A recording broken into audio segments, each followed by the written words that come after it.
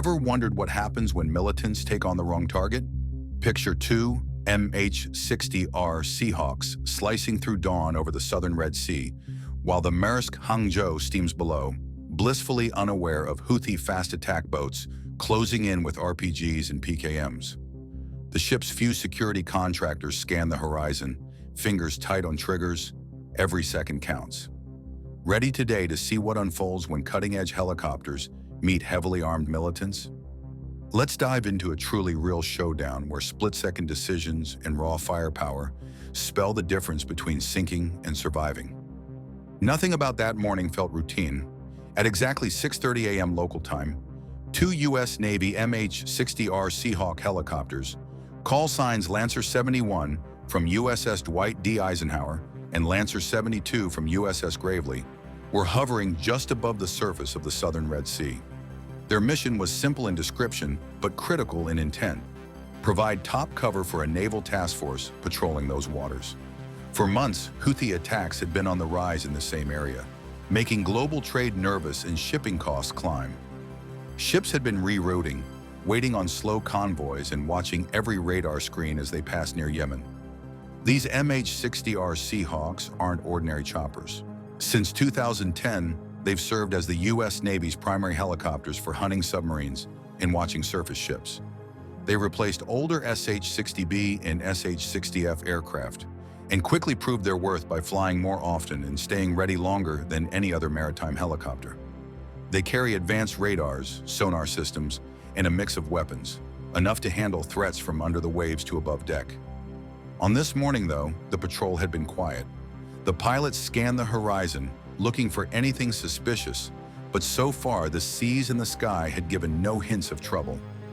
Below them, about 55 nautical miles southwest of Al Hudaydah, Yemen, the Singapore-flagged container ship Maersk Hangzhou steamed toward its next port, carrying dozens of containers stacked high on its deck. It was a familiar sight in these trade routes, part of the flow that sends goods across the world. But that day, the Hangzhou had a layer of extra protection. Security contractors from Trident Group stood watch on deck, ready to deal with any unwanted visitors. With Houthi forces in the area launching fast attack boats, firing rockets, and disrupting shipping lanes, a team of trained guards was something no captain wanted to sail without. As the sun rose, its light turned the gentle ripples of the Red Sea golden. From their vantage point a few hundred feet up, the Seahawk crews could see another ship or two on the horizon and the occasional fishing boat, but nothing that screamed danger. Meanwhile, the Maersk Hangzhou's crew went through their routine checks: engines, deck lines, and cargo latches, making sure everything was secure for the day ahead. The Trident contractors, wearing their distinctive gear, scanned the water for any fast boats that might slip in close. Their drill was well rehearsed. If small craft crept too near, they would sound alarms, lock down key areas, and hold their positions until they could see if the boats were friendly or hostile. Unknown to the Seahawk pilots, a formation of Houthi fast attack boats was moving quietly from the coast near Hodeidah. The Houthi group uses fast boats called the Tufan series, often to shake up shipping and keep larger ships on edge. These machines can sneak close without risking a crew and add another layer of worry for anyone sailing through the region. Their plan was straightforward: surge forward, close in on the Maersk Hangzhou, and try to board before the crew could react. If successful, they would seize control of the ship's deck and cargo. But the attackers did not know that Lancer 71 and Lancer 72 were patrolling overhead, or that their sensors were on high alert for exactly this kind of move. Back on Maersk Hangzhou, the Trident security contractors had orders to stay extra vigilant. They watched the water's surface with binoculars and listened to every radio call. When anything moved faster than a fishing skiff or cast a shadow too large for a local show, they were trained to report it immediately. Under that early morning light, the breakers of the Red Sea hid many things. Shadows could be dolphins, dark shapes might be drifting debris, but these contractors knew to trust their instincts. If the boat slipped past 6 nautical miles out, alarms would sound, and the crew would lock down key areas of the ship. By the time the Houthi boats closed in to 6 nautical miles, the Maersk Hangzhou's alarm bells rang out. The Trident guards moved to their defensive positions, some behind steel barriers near the deckhouse, others checking that fire hoses were ready if needed. They called into radios, trying to warn off any approaching craft and alert any friendly forces nearby. Above them, Lancer 71 and Lancer 72 were still circling, their crews scanning radar scopes for the same signs of trouble. Neither the Seahawk pilots nor the ship's crew knew how quickly events could unfold once hostiles drew near. But at that moment, both sets of eyes, those in the cockpits and those on the vessel's deck, were locked on the same target area, and everyone was poised, ready to respond the instant they saw the next move. Everything hinged on a few seconds and the weapons each side had. On Maersk Hangzhou, the security team had nothing more than M4 rifles and an M240 machine gun. Against that, the Houthi boats were packing rockets, RPGs with thermobaric warheads, and belt-fed PKM machine guns, all weapons that shoot farther, hit harder, and rip through thin metal hulls like paper. In the quiet before the storm, both sides knew an intense fight was coming, but neither could fully predict how fast it would all unfold. Within minutes, those small, fast boats would close the gap and press themselves right up against the merchant ship's hull. The Hangzhou's defenses, just a handful of rifles and a single heavy machine gun, were simply outclassed. Meanwhile, high above the waves, the two Seahawk helicopters listened for a distress call from below. The moment that call crackled through their radios, both choppers sprang to life. In fixed-wing terms, they needed to close a 26 nautical mile gap, which at full tilt, 160 knots, would still take about 9 minutes. But by then, the Houthis would already be climbing over the side. They needed a plan, and they needed it fast. At exactly 6:31 a.m., the MH-60Rs, call signs Lancer 71 and Lancer 72, picked up suspicious contacts on their radar. 4 Iranian-supplied, Boghammer-style fast attack boats were converging on Maersk Hangzhou. Each one measured 7 to 10 meters long, sleek and low to the water, built for speed rather than comfort.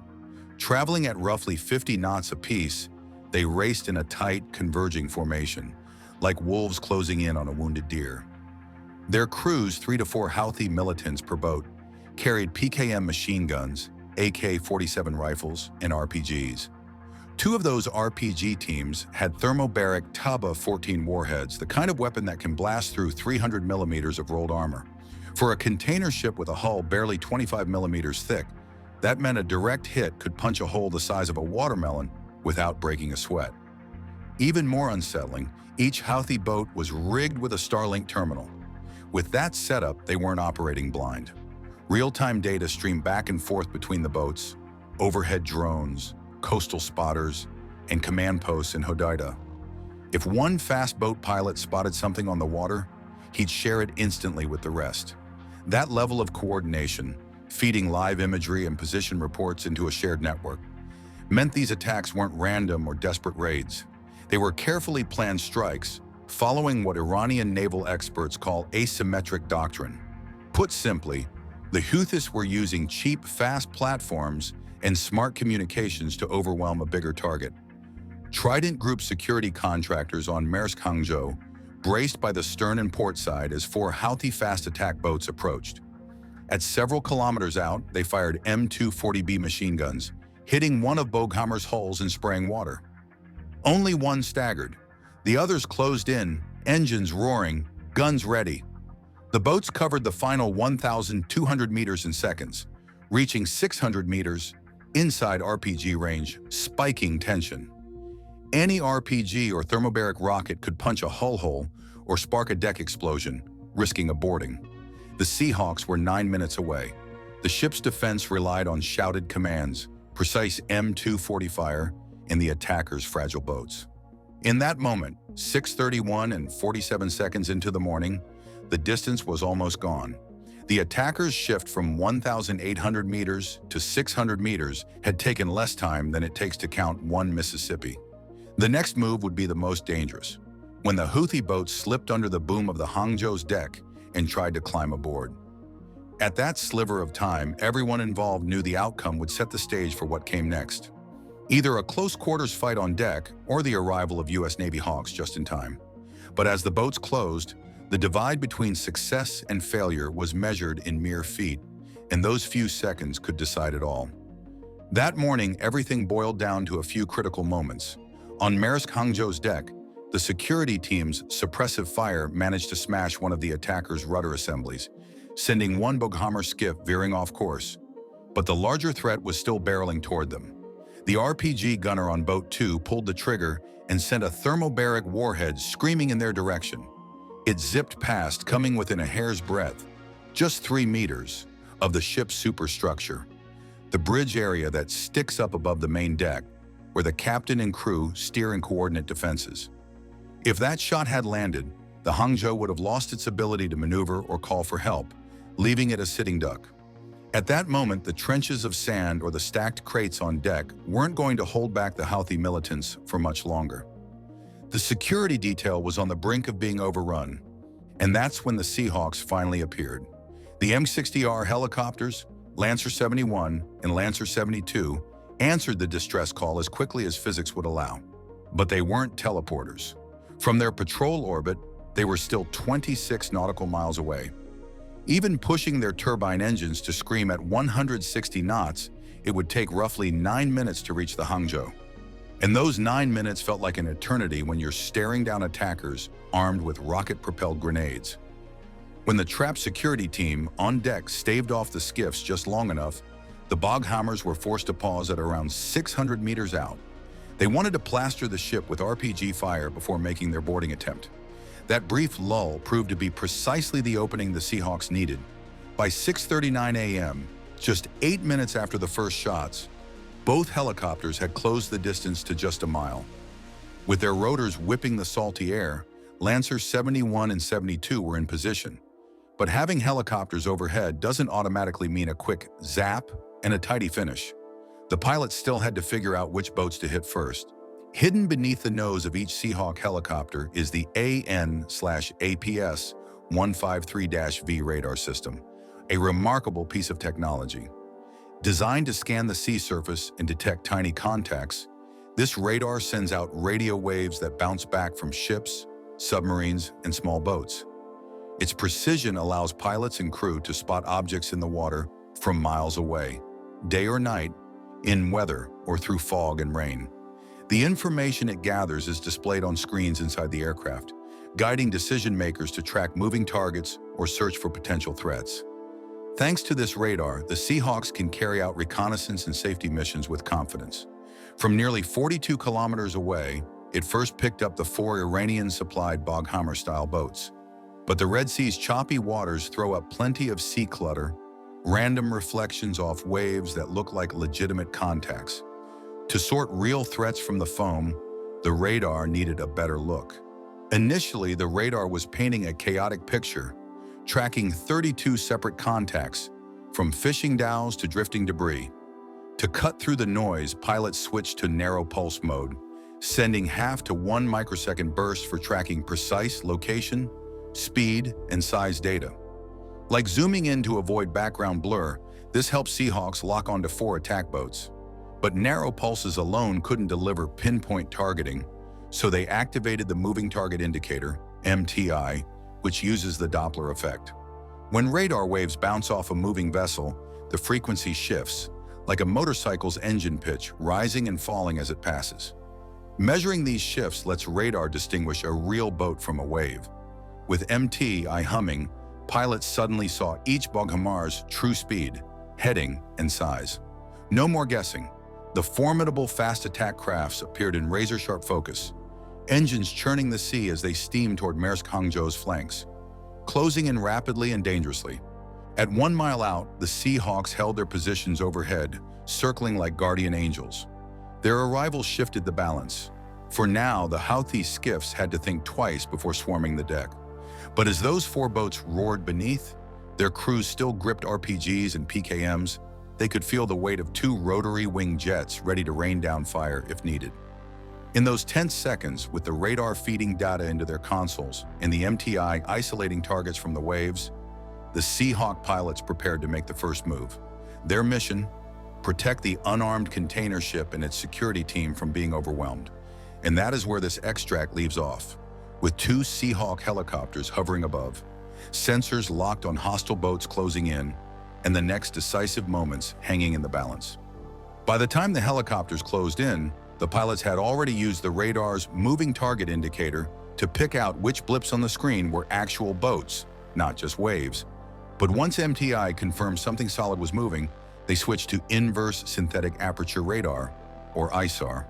Think of ISAR as a high-tech camera that figures out a precise picture of whatever it locks onto, using those same Doppler shifts that tip them off to movement. In practice, this meant the pilots could see real-time detailed images of the fast attack boats, their size, shape, and even some markings on the hull. No more guessing which targets were the attackers.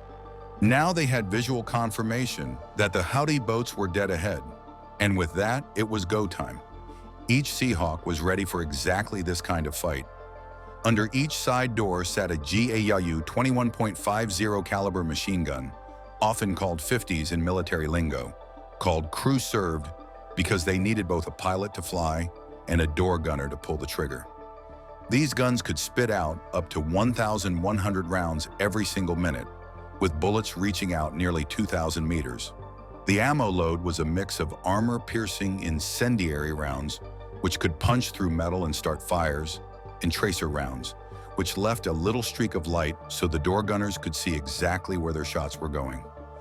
All told, the Seahawks had enough firepower to shred the thin-skinned Boghammer boats from well above the waterline. But the Houthis had one more card to play, and they played it at 6:40 a.m. As the helicopters drifted into position, 4 PKM machine guns on the lead Houthi boat opened up. The tracers snapped in the serious early morning light, with rounds zipping past within just 15 meters of the Seahawks' rotors. That's close. So close that the chaos of bullets could have easily shredded rotors or punched into a fuel tank. In the Houthis' minds, getting in the first shots might have knocked a Seahawk out of the sky. Instead, it turned out to be their last mistake. Without hesitation, both helicopters dropped lower down to about 150 feet off the water, tightening the distance so their own guns could get the most accurate angle. At the same time, knowing how quickly things can go south, each Seahawk sprayed countermeasures behind them. They released a dozen bright-burning MJU-68B flares, each one blasting up to 2,200 degrees Celsius and burning for nearly 2.5 seconds. Alongside the flares, they dropped 24 bundles of RR-180 chaff, which scattered into a kind of silver cloud to confuse any radar-guided missile. No one saw a missile trace, so it turned out these extra precautions weren't needed. But in a situation like this, you don't wait to find out if the bad guys have a shoulder-fired heat seeker. You assume they might.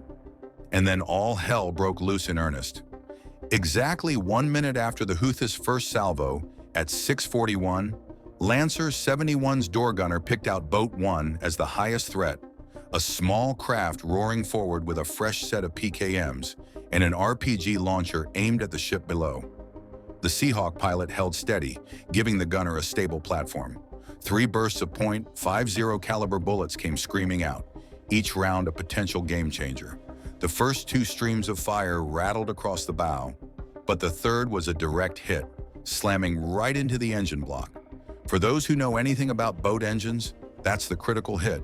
Destroy the motor, and the craft can't maneuver or flee. But here's what really made sparks fly. The slug that struck didn't just stop the engine, it ruptured the fuel cell. In an instant, a fireball erupted so bright the pilots could see it from their cockpit, and debris from the burning hull shot into the air. Within 45 seconds of that first burst, Boat 1 was no more than a smoldering wreck. As the flames spread, it took on water and sank beneath the waves, leaving nothing but smoke in a trembling wake. For the crew on Maersk Hangzhou below, the sound of that explosion and the sight of boat debris trailing off was the clearest promise that help had arrived. The other 3 Boghamars, momentarily stunned by Boat 1's destruction, wavered in their advance.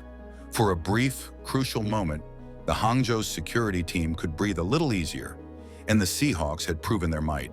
At that exact point, the fight was far from over, but Boat 1's sinking marked a turning point.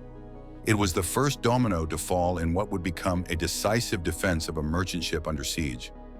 Before the first Boghammer even finished sliding beneath the waves, Lancer 71 banked hard to the left and locked onto Boat 2.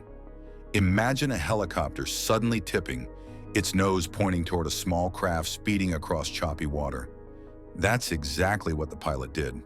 The door gunner let loose a quick burst of 50 caliber rounds that blew out the rudder. Without steering, the little skiff started veering wildly, like a go-kart with a busted wheel. The gunner didn't let up. He poured in a solid 3-second spray of armor-piercing incendiary rounds into the already crippled boat.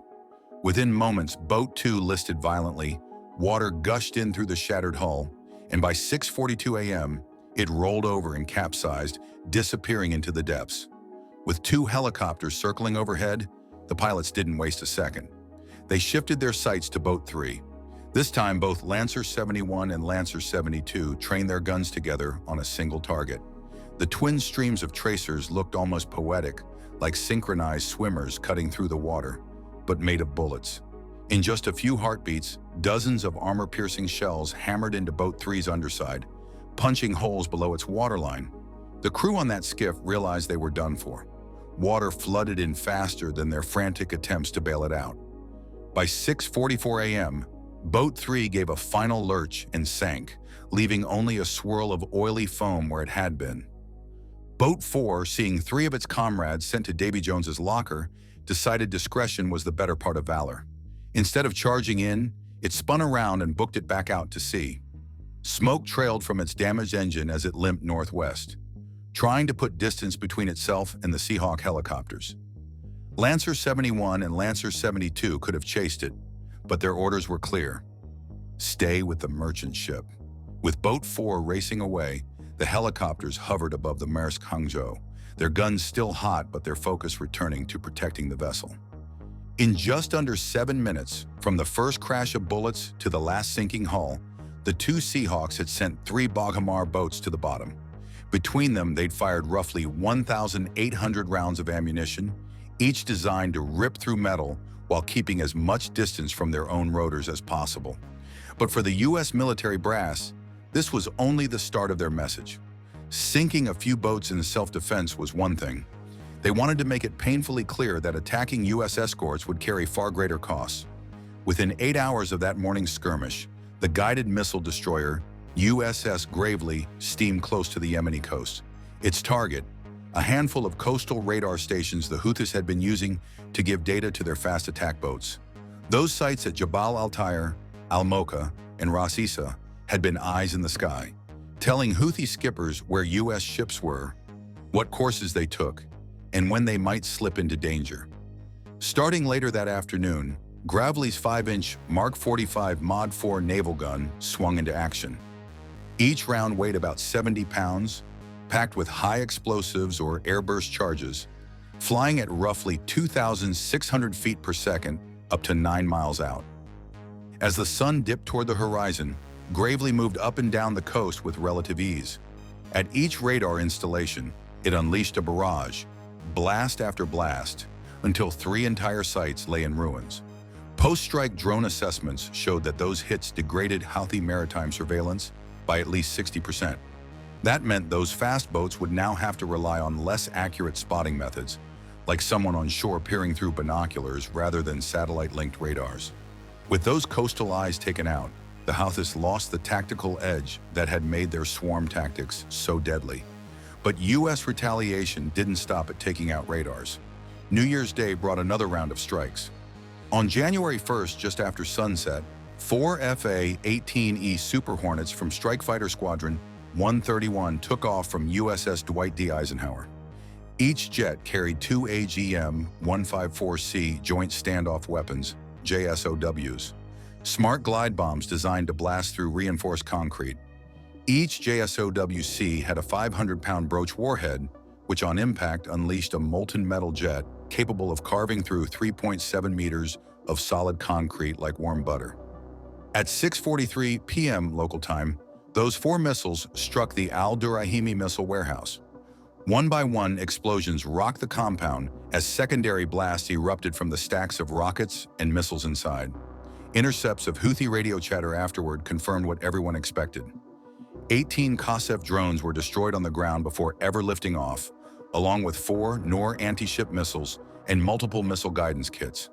Critically, 2 Iranian advisors who were there to assist, and 12 Houthi operators lost their lives in the blast. That final strike sent a loud and clear message. The U.S. response to Houthi aggression wouldn't end once the helicopters went home and the Bot-4 skiff had slipped away. From shutting down radar sites to wiping out drone production and missile stocks, the Americans were determined to remove the Houthis' ability to launch future attacks.